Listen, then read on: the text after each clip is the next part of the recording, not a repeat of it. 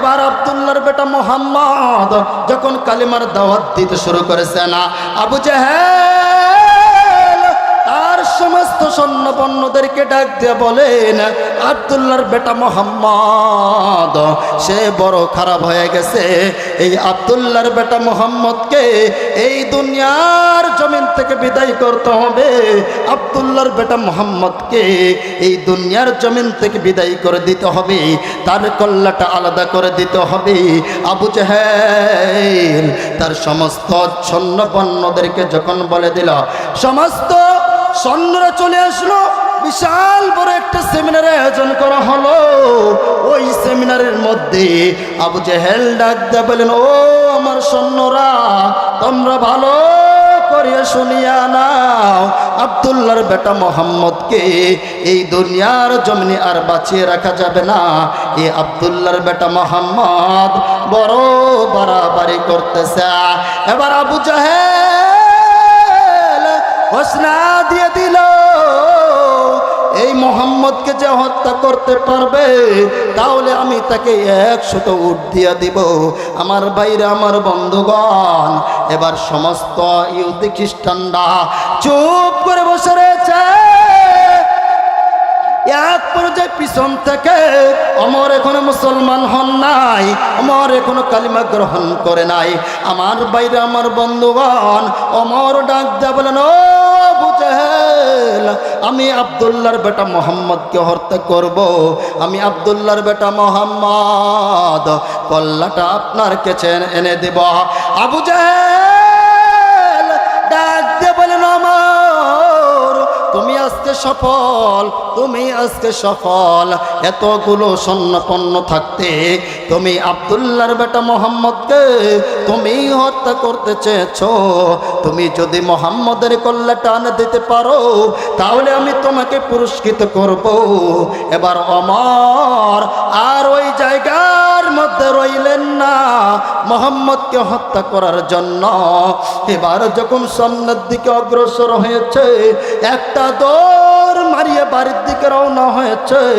আমার বাইরে, আমার বন্ধুগণ, একটু দিলের কান্টাল, আমার আল্লাহ এই মাহফিলের কারণে তোমাকে আজকে ইমানদার বানাই দিতে পারে, তোমাকে এখানে জান্নাতি ব্যক্তি বানাইয়া দিতে পারে, তোমাকেও কালিমাওয়ালা বানাইয়া দিতে পারে, তোমাকে ইসলামের সৈনিক বানাইতে পারে, তোমাকে প্রিয় নবী হযরত মুহাম্মদ সাল্লাল্লাহু আলাইহি ওয়াসাল্লামের উম্মত হওয়ার সুযোগ করে দিতে পারে। আবার ওমর বাড়ির দিকে ছুটছেন।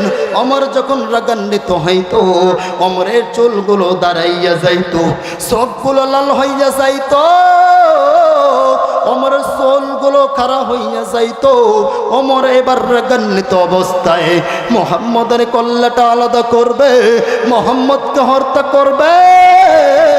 মুহাম্মদকে হত্যা করার জন্য এবার ওমর বাড়ির দিকে ছুটছেন। বাড়িতে যাওয়ার পরে এবার ওমর একটা হাতের মধ্যে তরবারি নিয়েছেন, একটা বড় চাবুক নিয়েছেন। এই তরবারি চাবুক নেওয়ার পরে, এই তরবারি চাবুক নেওয়ার পরে এবার মুহাম্মদের দরবারের দিকে দৌড় দিয়েছে। এক পর্যায়ে যখন মুহাম্মদের দরবারের দিকে রওনা হয়েছে, আমার বাইরে, আমার বন্ধুগণ, ও লালমনিরহাট পাটগ্রামের মানুষ, একটু গভীর মনোযোগ দিয়ে কথাগুলো শোনা। কোনো দিকে নজর করবা না, কোনো দিকে খেয়াল করবা না। তোমার কি মরণের ভয় হয় না? তোমার কি কবরের ভয় হয় না? তোমার কি জান্নাত জাহান্নামের ভয় হয় না? এবার খলিফাতুল মুসলিমিন এখন কালিমা গ্রহণ করেন নাই।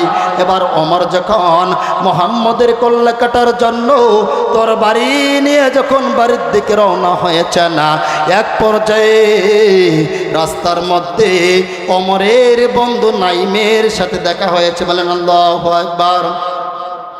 নাইম ডাক দিয়ে বলেন, ওমর তুমি এই তরবারি নিয়া তুমি কোথায় ছুটছো?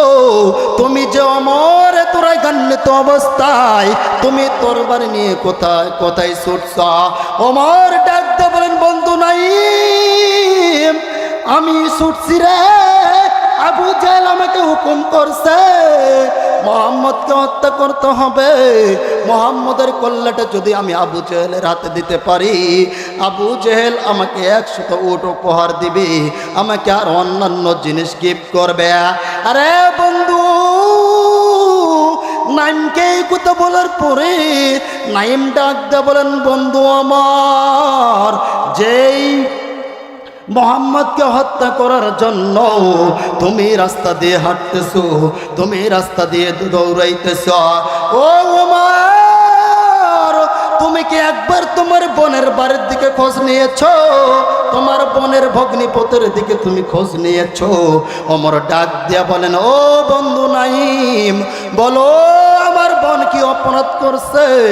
আমার বোনের জামাই কি অপরাধ করেছে? বন্ধু নাইম ডাক দিয়ে বলেন, খলিফাতুল মুসলিমিন ওমর, তুমি কি জানো না তোমার বোন নবীর কাছে কালিমা পড়ে মুসলমান হয়ে গেছে? ওমর শুধু তাই নয়, তোমার বোনের সাথে তোমার বোনের জামাইও কালিমা পড়ে মুসলমান হয়ে গেছে। এবার ওমরের মাথা গরম হয়ে গেছে। ওমর ডাক দা বলেন, বন্ধু নাইম, তোমার কি মাথা নষ্ট হয়ে গেছে? তোমার কি মাথা নষ্ট হয়ে গেছে নাকি? ডাক দা বলেন, ওমর, আমার কথা বন্ধু, তুমি যদি বিশ্বাস না করো, তোমার বোনের বাড়ির দিকে তুমি খোঁজ নাও। এবার ওমর পাগলা বেশে এবার তার বোনের বাড়ির দিকে রওনা হয়েছে। এক পর্যায়ে বোনের বাড়ির দরজার মধ্যে দাঁড়িয়ে গেছে। দরজার মধ্যে দাঁড়ার পরে ওমর দেখে ঘরের মধ্যে থেকে গুনগুন গুনগুন করে কোরআনের আওয়াজ বাজতেছে। বলেন আল্লাহু আকবার। এবার ওমর অনেকক্ষণ বোনের বাড়ির দরজার মধ্যে দাঁড়ার পরে এক পর্যায়ে সহ্য না করতে পেরে তার বোনের দরজার মধ্যে জোরে একটা লাথি মেরে দিয়েছে। লাথি মেরে দেওয়ার পরে ওমর এবার ভিতরের দিকে ঢুকে গেছে। ওমর ঢুকিয়া দেখে ওমরের বোন বসে বসে আমার আল্লাহর কোরআন পড়ে। এবার ওমর ডাক দিয়ে বলেন, বোন রে, তুমি কি পড়ো? বলে, আমি আল্লাহর কিতাব পড়ি। বলেন আল্লাহু আকবার। আল্লাহর কিতাব পড়ো? বলে, তোমাকে এই কিতাব ছাড়তে হবে। আমি শুনলাম তুমি নাকি কালিমা গ্রহণ করেছ।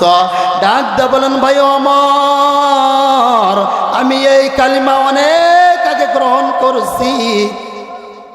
ওমর ডাক দা বলেন, এই কালিমা তোমাকে ছাড়তে হবে। ওমরের বোন ডাক দা বলেন, ভাই ওমর, আমি এখন বুঝতে শিখেছি, আমি এখন জানতে শিখেছি, আমি এই কালিমা ছাড়তে পারব, এই কালিমা ছাড়তে পারব না। আমার বাইরে আমার বন্ধুগণ, এক পর্যায়ে ওমর ডাক দা বলেন, বোন রে, তোমাকে আমি বড় ভালোবাসি, তোমাকে আমি বড় মহব্বত করি। ও বোন, তুমি তাড়াতাড়ি কালিমা ছেড়ে দাও। ওমরের বোন ডাক দিয়ে বলেন, ভাই রে, আমি কোরআন ছাড়তে পারবো না। ওমর ডাক দিয়ে বলেন, বোন রে, তুমি যদি আল্লাহর কিতাব না ছাড়ো, মুহাম্মদের কালিমা না ছাড়ো, তাহলে তোমাকে আমি হত্যা করে ফেলবো, তোমাকে আমি মেরে ফেলবো। ওমরের বোন ডাক দিয়ে বলেন, ভাই ওমর, এই কোরআনের জন্য আমি জীবন দিতে পারি, আমি তোমার কাছে কল্লাও আলাদা করতে পারি। বোন বেহুশ হইয়া যায়, আবার হুঁশ ফিরিয়া আসে। এক পর্যায়ে ওমর ডাক দিয়ে বলেন, বোন রে, তারপরেও কি কালিমা ছাড়বি না?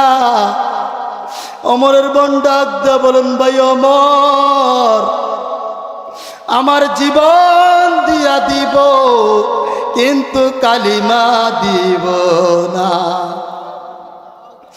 ওমর ডাক দিয়ে বলেন, ও বোন রে, তুই এমন কোন কিতাব মেনে নিয়েছিস, এমন কোন নবীকে মেনে নিয়েছিস, কোন কিতাব মেনে নিয়েছিস, আমাকে একটু পড়ে শোনা। বলেন আল্লাহু আকবার। ওমরের বোন এবার পড়তে শুরু করছেন, আলিফ লাম মিম যালিকাল কিতাবু লা রাইবা ফীহি হুদাল লিল মুত্তাকিন। আল্লাহু আকবার। ওমর যত শুনে ওমরের আর অন্তরটা তাজা হইয়া যায়, ওমরের ঈমান বৃদ্ধি পায়। এক পর্যায়ে ডাক দিয়ে বলেন, বোন রে, আমি আর ওই ইহুদি খ্রিস্টানদের মধ্যে থাকতে চাই না, আমার এই কিতাবটা একটু ধরতে দাও, এই কিতাবটা একটু পড়তে দাও, এই কিতাবটা একটু আমাকে নাড়তে দাও। আমার বাইরে আমার বন্ধুগণ, ওমরের বোন ডাক দিয়া বলেন, ও ভাই, এটা তো এমন এক কিতাব, এই কিতাব ধরতে গেলে উজু করতে হয়, এই কিতাব ধরতে গেলে পবিত্র হতে হয়, এই কিতাবকে মানতে গেলে তোমাকে ইমানদার হতে হয়, কালিমা গ্রহণ করতে হয়। ঠিক বোনের কথা শুনে লম্বা ইতিহাস শর্ট করে দিলাম যে তুমি মেহমান চলে এসেছেন। আমার বাইরা আমার বন্ধুগণ, ওমর এবার ফেনেশ হয়ে ওমরের বোনের কাছে চলে আসলেন আর ডাক দেয়া বলেন, বোন রে, আর দেরি করিস না, চল্লা চল্লা আমাকে একটু মুহাম্মদের দরবারের মধ্যে নিয়ে যা। এবার ওমর ছুটছে মুহাম্মদের দরবারের দিকে যাওয়ার জন্য। এক পর্যায়ে যখন ওমর এখনো কালিমা গ্রহণ করেন নাই, যখন ওমরের দরবারে ওমর যখন মুহাম্মদের দরবারের সামনের মধ্যে গিয়েছেন, সাহাবায়ে কেরাম রাসূলুল্লাহ নবীজি, আপনি দেখতেছেন ওই বেটা খারাপ ওমর হাতের মধ্যে তরবারি নিয়ে আপনাকে হত্যা করার জন্য আসতেছে, তুমি অর্ডার দিয়া দাও, এই ওমরকে আমরা ধ্বংস করে দেব। মুহাম্মদ ডাক দা বলেন, ওরে সাহাবায়ে কেরাম, তোমরা সবাই বসো, ওমর কি খেলা খেলে আমি মুহাম্মদ দেখিবার চাই। আল্লাহু আকবার। এবার ওমর চলে গেলেন মুহাম্মদের কাছে। মুহাম্মদের কাছে যাওয়ার পরে ছোট্ট বাচ্চার মতো ওই তরবারিটা মুহাম্মদের পায়ের সামনে বিছাইয়া দিয়া বলে, ওগো নবীজি, আমি এসেছিলাম আপনাকে হত্যা করার জন্য, কিন্তু আমার বোনের কোরআন তেলাওয়াত করা দেখে, আমার বোনের ঈমান দেখে আমার কেন জানি মনে হয়, ওগো নবীজি, আপনার জন্য মানব জীবন দিতে চাই, আপনার জন্য কল্লা দিতে চাই। অতএব আমি ওমর বুঝে গেছি আপনার ধর্মই হলো শ্রেষ্ঠ ধর্ম। ওগো নবীজি, আর দেরি করবেন না, আমার দ্রুত আপনি কালিমা পড়াইয়া দেন।